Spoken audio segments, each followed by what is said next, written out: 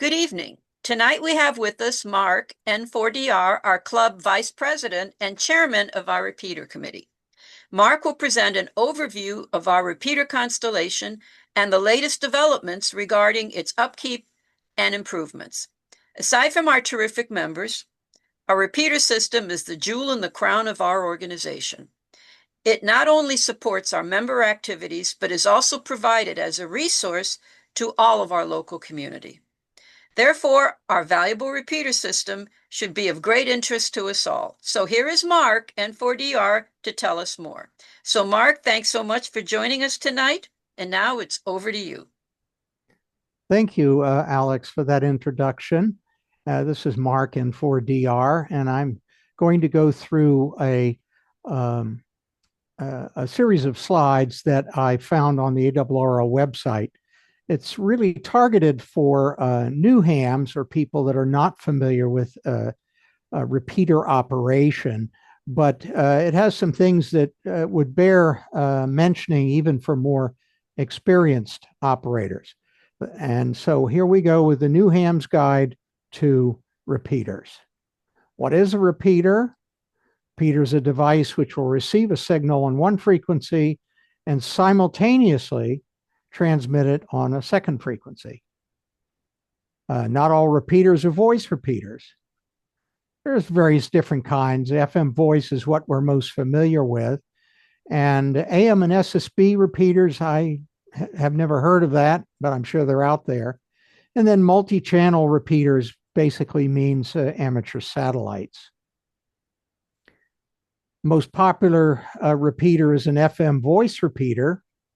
And these repeaters are commonly found on 29, 144, 222, or 440 megahertz. For those of you who live in this area may not be aware that there is a 29 megahertz FM repeater in Wheaton, and it's 29.660. We also have a very nice 220 machine here in Rockville. It's co-located with the 2-meter machine, and it's on 224.94, has terrific coverage and very little problems in the way of noise or intermod. And although not as popular, there are FM repeaters on the 6-meter band, and indeed the club does have a FM repeater on 53.270, the antenna of which is up about 200 feet. Okay, when we talk about the term repeater, we're usually talking about VHF and higher bands where without the repeater, propagation would normally be line of sight. Okay, repeater expands the range that people can communicate with, especially mobile stations and hams using handheld transceivers. This is a simple schematic of a single site repeater. Our 2-meter repeater is a little more complex than that because we have a number of additional receive sites, and they're all linked to the main site. And we'll get into that in a little bit. And as might be expected, repeaters are located in high places and offer greater coverage than could be achieved by radio to radio or simplex operation between two stations. Okay, this diagram shows a situation where there are two stations, one on either side of a mountain, that cannot communicate on 2 meters, for example, and can communicate via the repeater. Using a repeater is pretty much like making a two-way contact with on any other mode, but there are a few things that are unique to repeater operation. Let's talk a little bit about simplex and duplex. When two stations contact each other using the same frequency for both transmit and receive, they are said to be operating simplex. An example of this would be me talking to a friend down the street, both of us using 2-meter handies, for example. No repeater involved, so that would be simplex. Duplex is where one station transmits on frequency A and receives on frequency B. And the other station transmits on frequency B and receives on frequency A. So this setup is something that is possible to do as a repeater, but not as a repeater user, as we'll see in a minute. Full duplex is when both stations can transmit and receive signals simultaneously. And a repeater operates in this full duplex mode.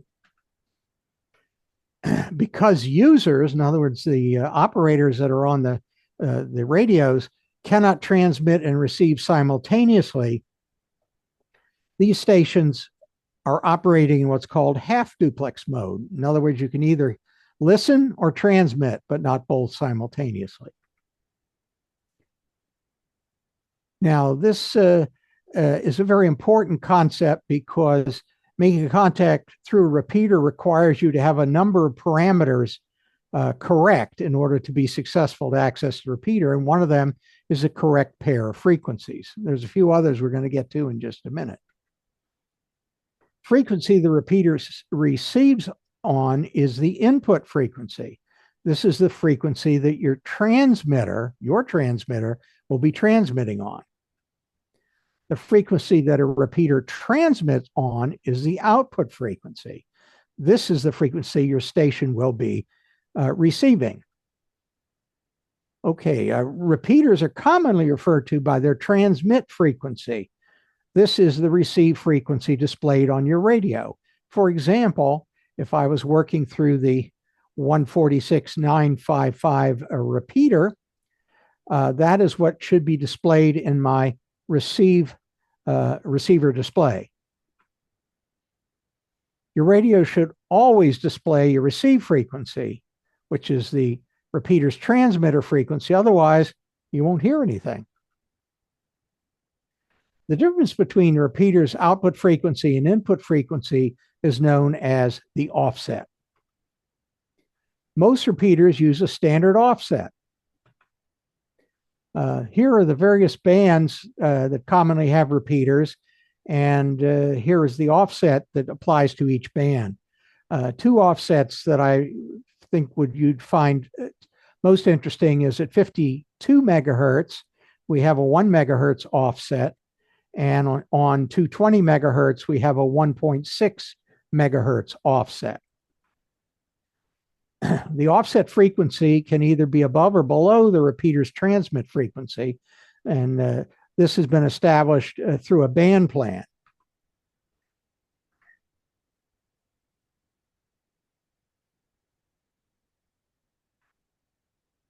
Making a contact. First, one should listen and then listen again.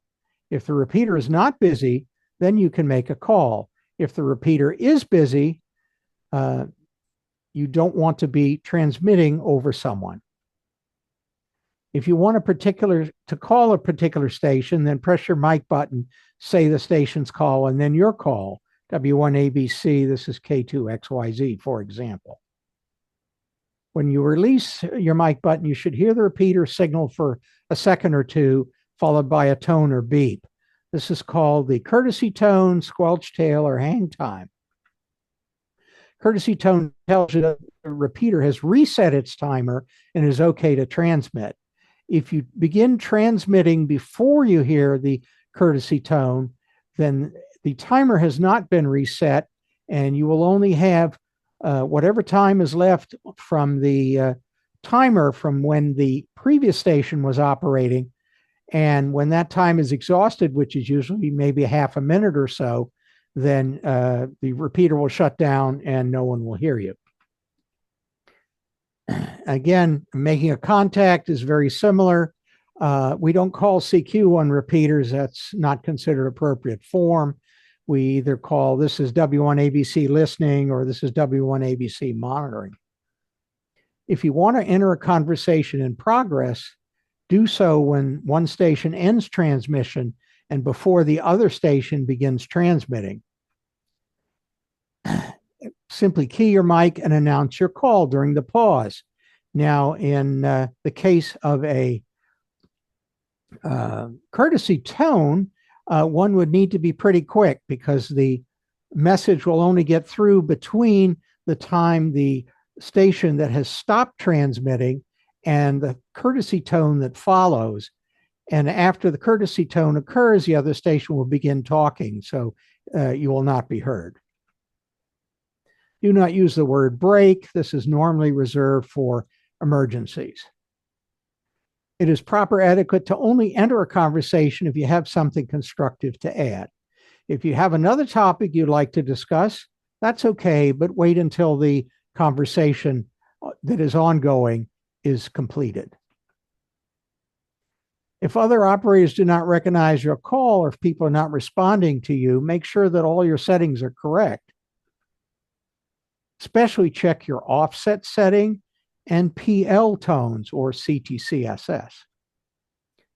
Before making a rash assumption that other people are rude or they're ignoring you, check your settings on your transceiver.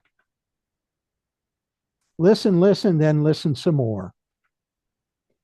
Kerchunking, this is simply keying the repeater without saying anything. It's very annoying. It's illegal because you're not identifying and puts in undue wear and tear on the equipment. If you do want to test your equipment and see if your settings are correct, you're getting into the machine, just simply give your call and say testing.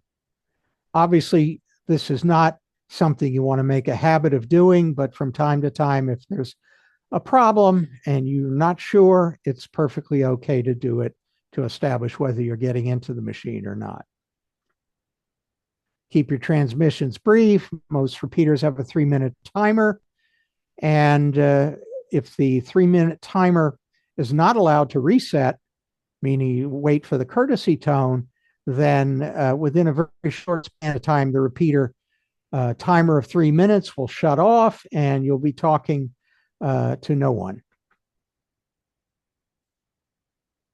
Wait for the courtesy tone before transmitting. This tells you the timer has reset itself. You don't have to wait for the repeater to drop after the courtesy tone. However, some of us do wait for the repeater to drop to make it easier for someone wishing to join the conversation to come in. Speak normally when using a repeater. Unfortunately, some people shout loudly into the mic, and that is not good. It doesn't make your signal any stronger, and it makes your audio sound terrible. And it's not proper to use Q signals or lingo on the repeater. Everything should be in plain language. Obviously, repeaters are a great way to stay in touch with your ham friends and club members. Repeaters can play a big role during an emergency. When they're used for emergencies, keep the repeater open for priority communication. This means no chit chat, especially during an emergency. You can listen all you want, but do not transmit unless you're asked to do so. Repeaters are also for public service events, and you can certainly volunteer for these things. Make sure, however, that you have registered with the event coordinator before joining any type of net or organized communications for an event. Don't just jump in and say, "Hi, how can I help?" It slows things down and disrupts the communication. Repeaters are built and maintained at the expense of a club, an individual, or a small group of hams. While not required, it is a nice gesture to support the sponsor of repeater, either by joining a club or making a donation.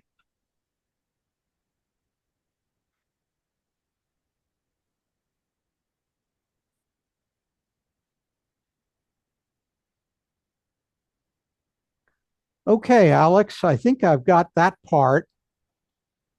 Are you with me? I am. Okay, I've stopped the screen share. Now I want to do the 3 slides that we were not able to demonstrate.